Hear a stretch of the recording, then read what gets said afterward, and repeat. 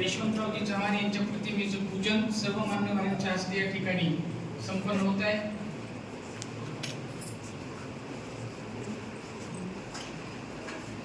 संस्थेचे सन्माननीय सचिव माननीय रामचंद्र दादा आलुरे,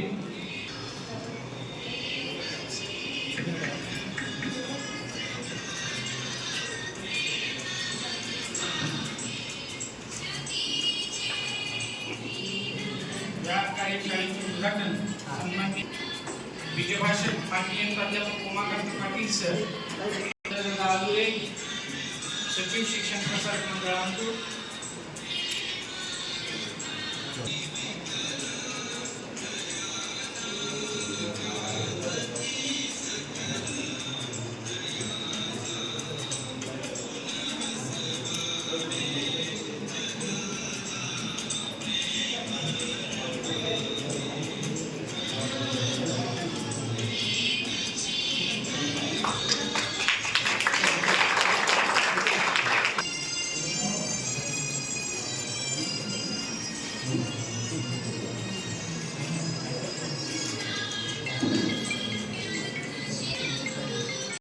व्यंकटेश्वरा विद्यापीठ दिल्ली हे उपस्थित आहेत. मंचावरती महाविद्यालयाचे प्राचार्य डॉक्टर उमाकांत चंदशेट्टी सर, उपप्राचार्य doctor Mallinath Langade sir, doctor Babasaheb Ambedkar Marathwada विद्यापीठाच्या व्यवस्थापन मंडळाचे सन्माननीय सदस्य डॉक्टर अंकुश कदम आणि या कार्यशाळेच्या समन्वयक डॉक्टर अनिता मुतकन्ना उपस्थित आहेत.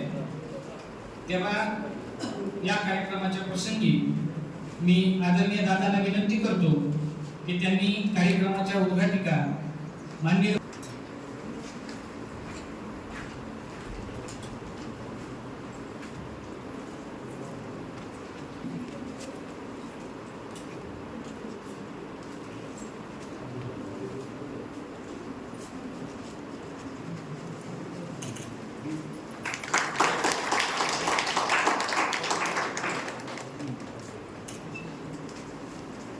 यानंतर विजयभाषक माननीय प्राध्यापक उमाकांत पाटील सर यांचेही स्वागत आदरणीय दादा करतील. दादांना विनंती करतो की त्यांनी प्राध्यापक उमाकांत पाटील सर यांचे स्वागत करा.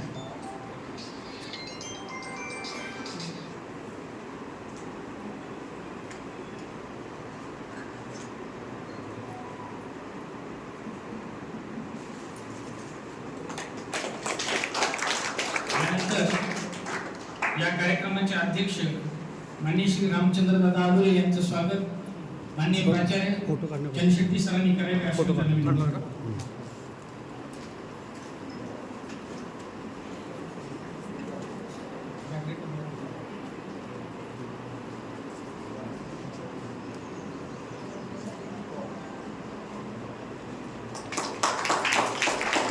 यानंतर उपस्थित माननीय बालाजी घुगे यांचं स्वागत उपप्राचार्य लंगडे सरांनी करावे असं मी त्यांना विनंती करतो.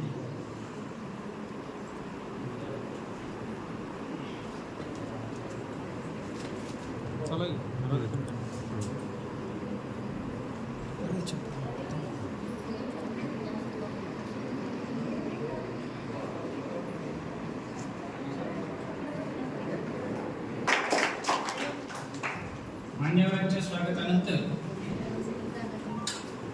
या कार्यशाळेच्या समन्वयक डॉक्टर अनिता मुतकन्ना यांना विनंती करतो की त्यांनी या कार्यक्रमाचं प्रास्ताविक.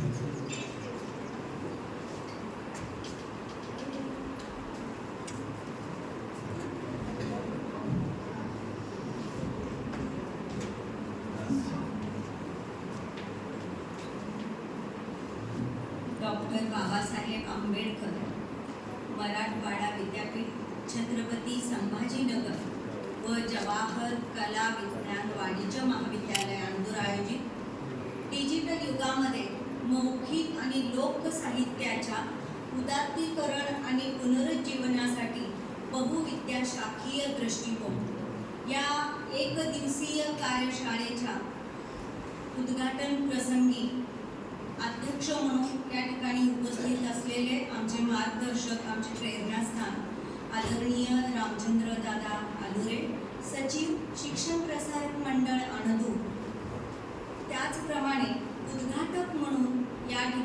सर्वश्रुत असणारं व्यक्तिमत्व आदरणीय कमलताई ठकार मॅम, जे एक ज्येष्ठ विचारवंत म्हणून नेहमीच आपल्या समोर या ठिकाणी उभ्या राहिलेल्या आहेत आणि त्यांच्या विचारांचं या ठिकाणी उधळण त्यांनी केलेली आहे.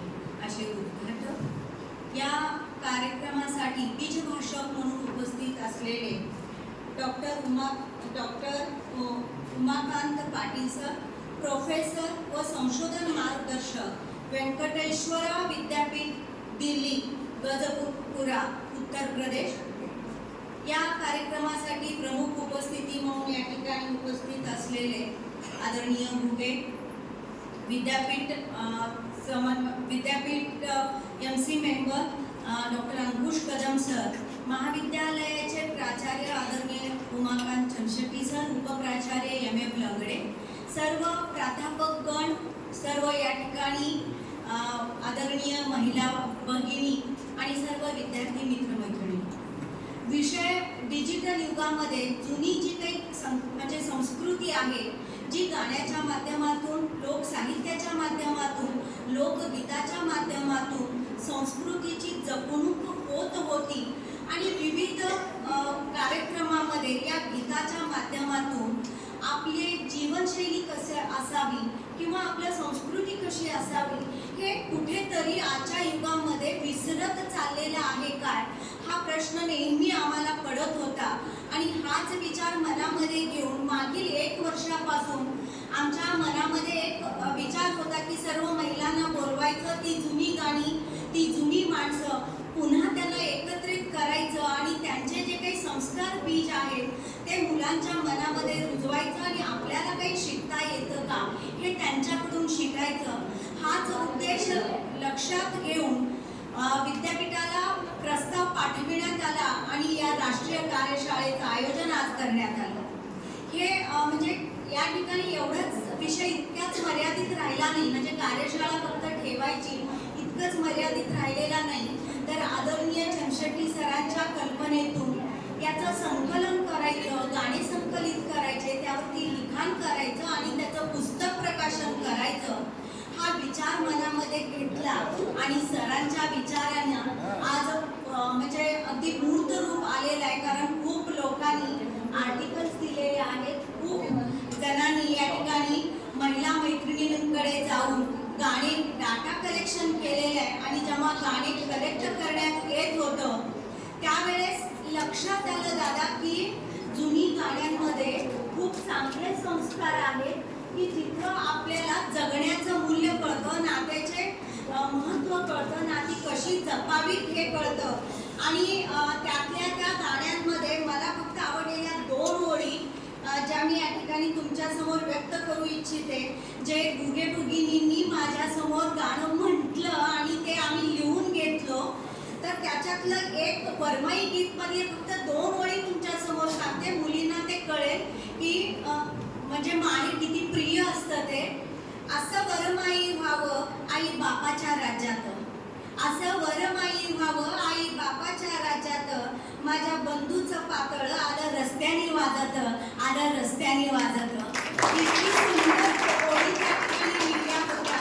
आणि हे सगळं करताना की याच्यामध्ये जात्यावरच्या ओवींमध्ये रुक्मिणीचं आणि विठ्ठलाचं नातं कसं आहे, रुक्मिणी रुसते कशी आणि का रुसते हे पण त्यांनी व्यक्त केलं. आणि त्या ठिकाणी ते म्हणतात की रुक्मिणीचं आणि विठ्ठलाचं प्रेम आपल्या भक्तांवरती कसं आहे, तर ते म्हणतात रुक्मिणीच्या महालामध्ये गाद्या सतरंजा बक्कळ, रुक्मिणीच्या महालामध्ये गाद्या सतरंजा बक्कळ, माझ्या देवाला आवडली जनाबाईची वाकळ, माझ्या देवाला आवडली जनाबाईची वाकळ.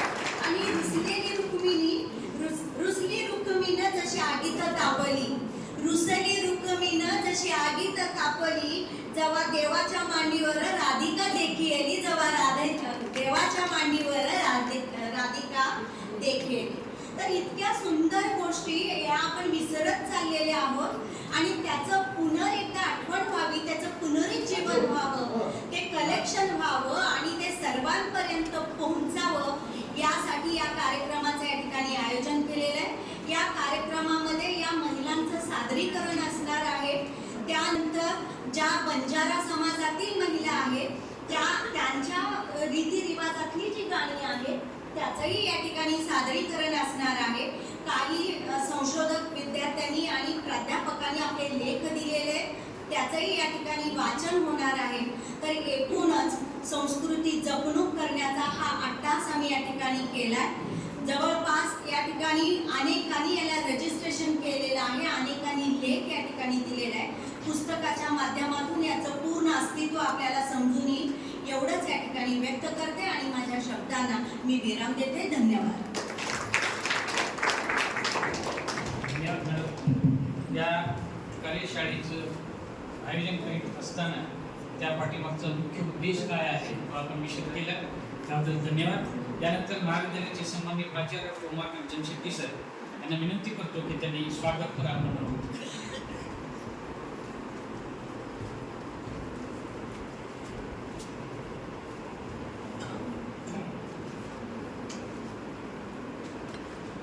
आज आपल्या डॉक्टर बाबासाहेब आंबेडकर मराठवाडा विद्यापीठ, छत्रपती संभाजीनगर आणि जवाहर कला विज्ञान व वाणिज्य महाविद्यालय अंदूरच्या वतीनं आणि आपल्या महाराष्ट्राचे पहिले मुख्यमंत्री स्वर्गीय यशवंतरावजी चव्हाण यांच्या जयंतीनिमित्त आज आयोजित केलेल्या या राष्ट्रीय परिषदेसाठी उपस्थित सर्व मान्यवर, या कार्यक्रमाचे अध्यक्ष, आमच्या संस्थेचे सचिव तथा या गावचे प्रथम नागरिक, सरपंच माननीय रामचंद्रदादा अलुरे, ज्यांच्या शुभ हस्ते हा कार्यक्रमाचं उद्घाटन संपन्न होतोय, ते आमच्या मातोश्री प्राचार्य डॉक्टर कमलताई ढकाळ, ज्यांच्या लोकसाहित्यावरती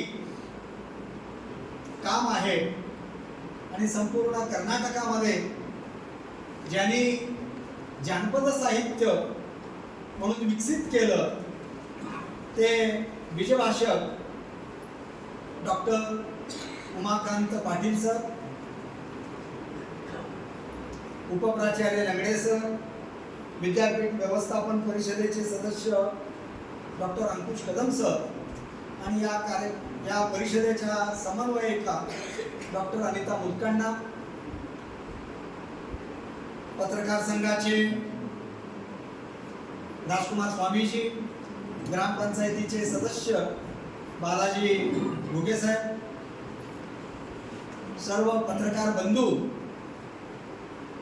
आणि या कार्यक्रमामध्ये सहभागी झालेल्या सर्व माझ्या माता भगिनी, संशोधक, प्राध्यापक, विद्यार्थी बंधू आणि भगिनी, आजचा दिवस हा अत्यंत प्रेरणादायी असा आहे. कारण जी संस्कृती आपण जगतो आणि हे लोकसाहित्य जे आहे, हे लोकसाहित्य म्हणजे फक्त कथा, गीते, ओव्या नाही आहे, तर समाज जीवनाची ही एक संस्कृती. म्हणून लोकसाहित्याच्या अभ्यासिका डॉक्टर सरोजिनी बाबर यांनी म्हणलेलं आहे की लोकसाहित्य म्हणजे जनतेच्या हृदयात साठलेली संस्कृतीची ही परंपरा आहे. आणि या लोकसाहित्याला प्रेरणा देण्याचं आणि त्याचं संवर्धन करण्याचं काम